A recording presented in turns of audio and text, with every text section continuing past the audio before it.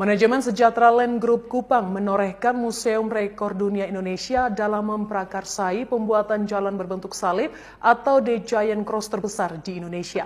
Selain rekor muri, The Giant Cross akan diresmikan menjadi salah satu rekor dunia sebagai jalan pertama di dalam perumahan yang berbentuk salib terbesar. Sejahtera Group Kupang kembali membangun 700 unit rumah bersubsidi bagi masyarakat di perumahan Sejahtera Land di Oetalu, Desa Penfui Timur, Kabupaten Kupang, yang diresmikan langsung oleh Gubernur NTT. Lahan seluas 33 hektar ini juga disiapkan fasilitas umum, yakni lapangan voli dan sepak bola, taman bermain, Bank NTT City, serta sekolah berasrama.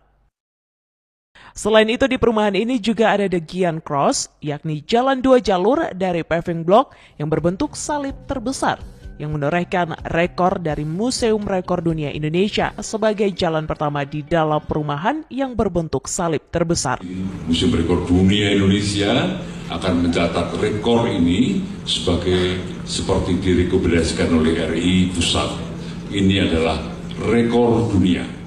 Perumahan pertama yang di dalamnya ada jalan berbentuk salib.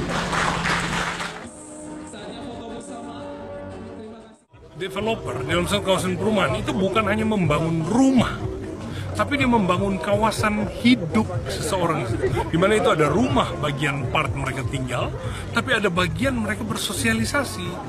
Bayangkan kalau suatu perumahan tidak ada tempat bermain anak, akhirnya mereka mainnya di jalan. Dengan ada fasilitas-fasilitas olahraga seperti ini, maka masyarakat punya kesempatan juga. Mereka berlatih, mereka bisa menjadi olahraga profesional dan lain-lain.